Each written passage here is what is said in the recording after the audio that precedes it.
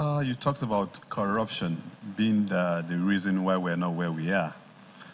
While I wouldn't argue that there's been corruption everywhere in Nigeria, the case with railway might not be specifically that of the corruption itself, but sustaining the tempo. Each time there's an attempt to develop the railway sector, you see that the attempt is short-lived. Abacha started it, it was short-lived. There is no sustenance. There is no continuity. And if there's no continuity, you leave a gap.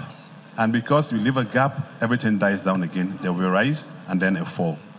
So I think the issue with the railway is more of that sustenance. Like I said, highlighted in the presentation, we have the 25-year strategic objective goal, which consists of 3 phases. The first phase is the system transition. The second phase was the system modernization. And then the third phase was the system stabilization. Yes, we started the system transition, which sought to, again, a restructuring of the organization, bringing in new new skilled labor from within and without. And then there was again a break. And within that break, the whole thing that was started fell. Now, Abacha came in, invested into it. Yes, certain things were done wrong. Done wrong in the sense that when you want to bring in equipment, rolling stock, you need to consult with the people directly involved. And when you don't do that the right way, you end up bringing the wrong things for the right thing. This is one of the issues. And then when that started, it worked for a little while, but because they were not exactly what was required, yes, some of them were, some were not. It's not time for me to play the blame game, but to say it exactly the way it is. Of course, also mind the fact that I'm a civil servant. The issue was certain things went wrong somewhere, and then we did not get it right. Then there was a break.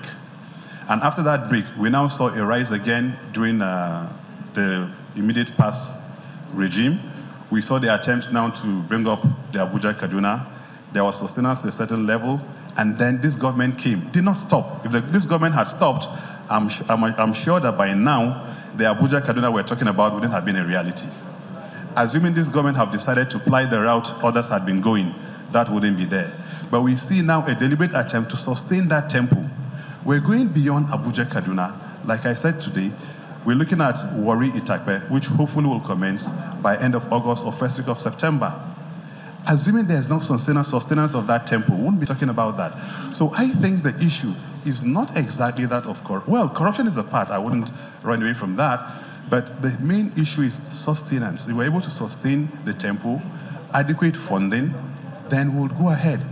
Now we talked about what is killing the railways. You mentioned the road. Yes, I remember some times ago we had a meeting with Moman.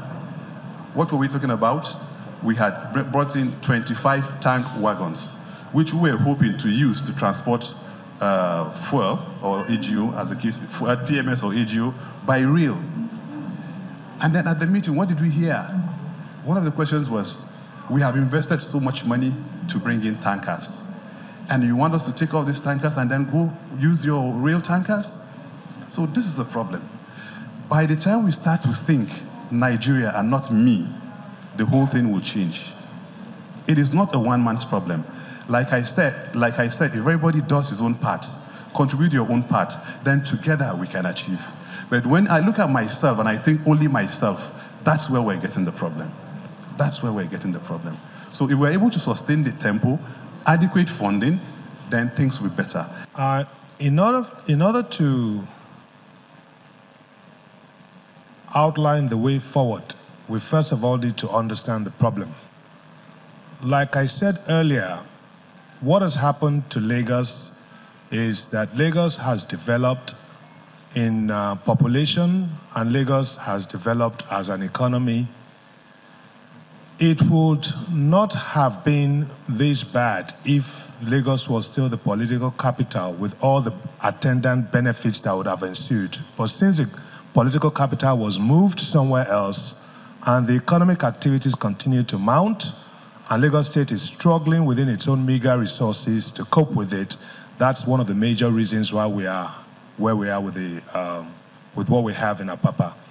Then if you add to that the fact that This is not passing the blame, but this is just situating the problem where it lies.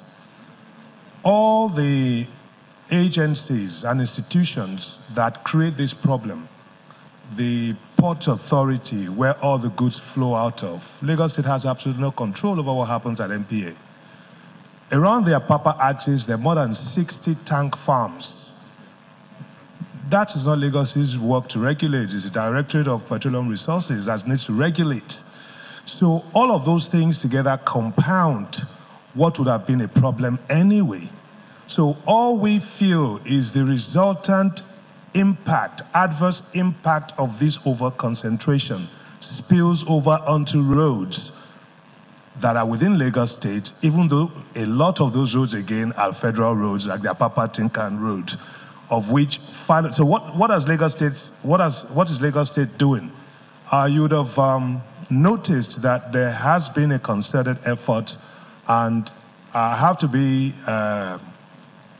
clear that even the agencies of federal government, the NPAs, the shipping companies have been engaged. The Vice President made 2 trips to Lagos in which all the stakeholders were called. And then, in addition to that, even the shipping companies play a very big role in the mess that we see. Because at the setting up of those shipping companies and being allowed to come to operate here, there was a requirement for them to have loading bays and where tankers are meant to park. So then with the concessioning of the ports again, the trailers you see on the roads used to be inside the port out of sight doing their work. But when the ports were privatized, this land area in the port again were taken over by the concessionaires. They threw the trailers out and they've now turned our roads and bridges into parking lots. So that is the nature of the problem that we have. But what has happened in the last few weeks is that Lagos State has led the effort. The federal government, through the Vice President, is providing leadership. All the agencies have talked about, the MPAs and MD, even the Navy were called. We had a stakeholders engagement in which a way forward has been identified. Lagos State has accepted responsibility to find locations to take these tankers in, and we've given them deadlines within which to adhere to the conditions that were agreed by all the stakeholders. So what we have found out is that most of these trucks that you see on the roads, they're just trampling. There's no effective call-up system. Ordinarily, they had no business even leaving their locations until they have specific jobs to go and do in the port. But what they do is they just do what they call tramping, which is another form of touting, just hovering around the port area looking for work. And it's so bad that even the conditions of service of those drivers, they live in those trucks, they sleep there, they bathe and do everything within the vicinity of that truck, and the adverse environmental impact is passed on to the state.